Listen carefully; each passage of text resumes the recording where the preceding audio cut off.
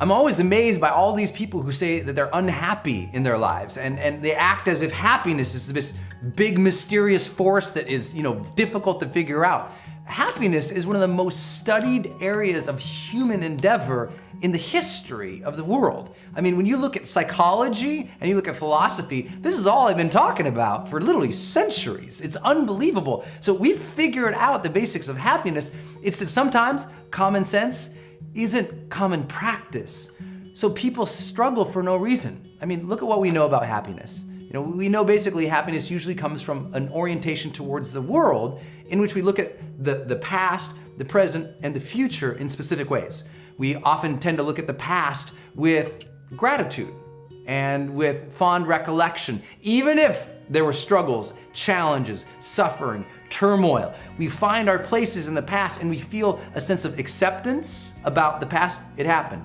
It's good. All things were as they were, and today they are as they shall be. And it's being okay with whatever the past is, finding a peace, an acceptance, and a gratitude there allows us to be a little more free in the present. And being in the present, what makes us happy? Being engaged in whatever we are really doing. I mean, really engaged in it, mentally engaged in what we are doing each day. Where we're challenging ourselves just a little bit, where we're finding something we're passionate about, interested in, and challenging ourselves to bring our full conscious presence to the moment, to develop awareness, right? Almost all spiritual sort of texts and teachers and trainers are always trying to help people become just more present in the moment, more accepting of the world as it is, but here.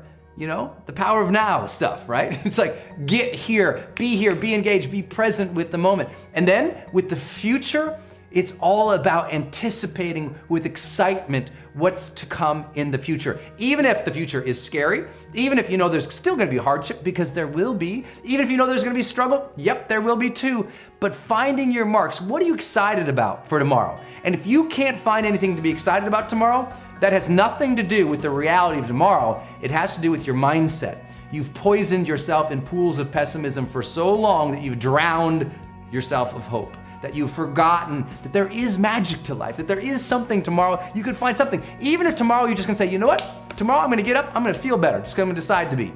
Be excited about that. Tomorrow I'm gonna go do something nice for somebody. Tomorrow I'm gonna get focused into this one project I've been waiting to do. Tomorrow I'm gonna make the damn bed. Whatever it is, find something to be excited about for tomorrow. That's the basics of everything we know about your emotional world and your mental world of happiness. So simple, right? Be accepting and at peace with the past. Be present and engaged here in the present, and be excited, anticipate something for the future. But we've also learned, well, what does it take to be happy and healthy physically? Well, you don't need this one. This is, again, common sense not being applied to common practice.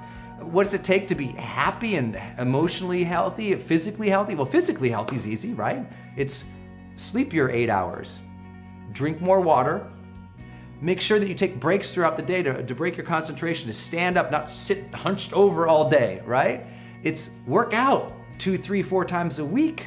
Okay, simple. Get outside, move around a little bit, eat more greens, avoid the sugars and the caffeines, avoid the things that make you up and then crash you down, avoid the white starchy things, avoid the food groups that you find you're allergic to. We all know this, but what's so easy? Common sense isn't common practice because we're hungry. Pizza! It's like, come on. Like, happiness and being physically happy is very simple and easy. You're just not doing it consistent enough if you don't feel physically enlivened and vibrant. Another thing that people often struggle with their happiness is their relationships. And I'm like, really? People are still struggling that bad? And I'm not saying relationships aren't hard, but are you applying the common sense, common things that we know from years and years and years of relationship advice? Are you present with your loved one? Are you appreciative and adoring of them? Are you giving them the benefit of the doubt? Are you realizing that it's you in the relationship with them, fully interdependent? They aren't causing the problem separate of you.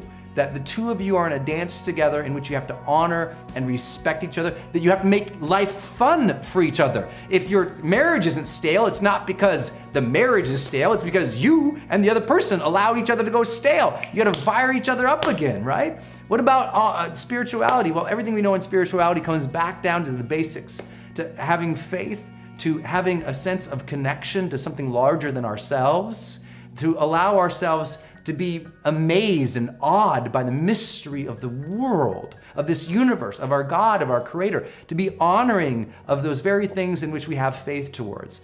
None of this is magic.